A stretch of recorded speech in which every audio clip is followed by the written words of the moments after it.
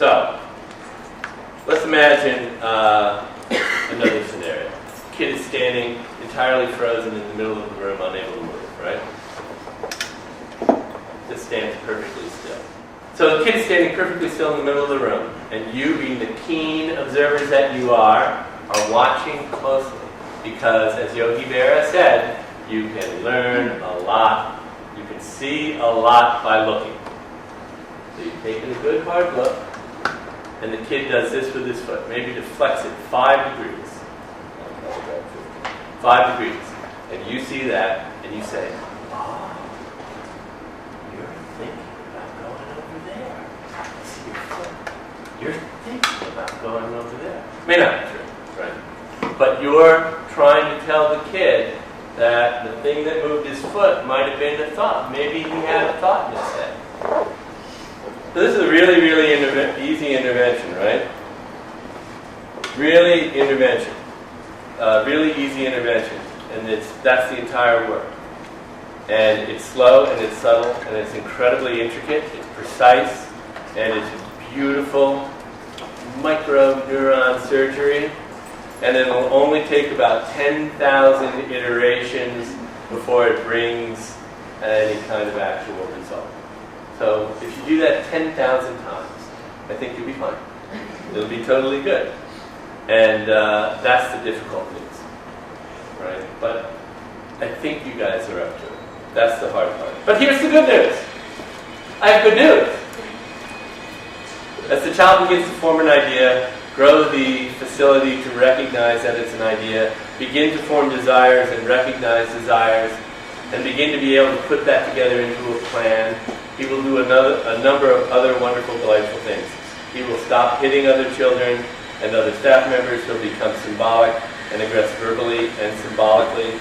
He will address in fantasy play with people that he plays with, little men that he will play with, that he will crush and fight with.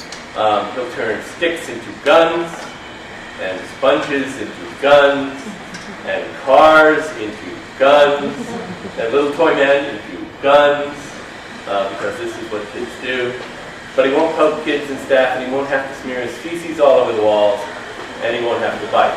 Also, as you begin to allow the child to understand that there's a world of thought and desire, that he has the right to act on the world, that he has agency, his language will explode.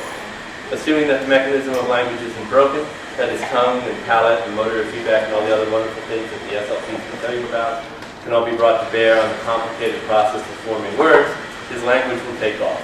He'll be able to talk. And the truth is, he was always able to talk, but he didn't know why he would talk. He didn't have a notion that talking could bring you things, because he would not have known that there was a world where people had something called the thought base on a desire base on something coming into their senses that they could then put together a plan to get something, and that language, speech, would be useful to get that thing that you have the right to think about and want. Now, that's the complicated. There's Gil Adler's crazy. Without all those earlier steps, perception, desire, thought, motor plan, and the right to do it, there's no reason for speech. And so that most beloved and coveted thing, speech, is the natural outcome of helping a child to believe that he can think. The thing that parents say they want most is why you got into the field. I want my child to speak. I would like to hear my child say, that most desired thing on the part of parents will just come. It's a lot of hard work, don't get me wrong. You have to allow the child to think, and to think that what they're thinking matters.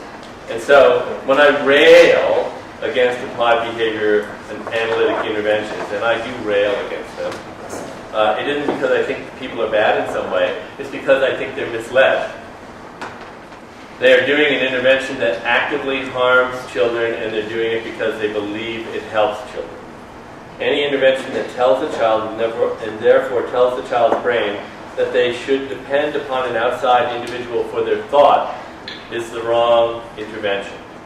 Any intervention that takes agency from a child is the wrong intervention. It makes children incapable of functioning in the world. It robs them of speech. It robs them of thought. It robs them of the ability to display their beautiful self to the world. Our curriculum is to invite children into the world.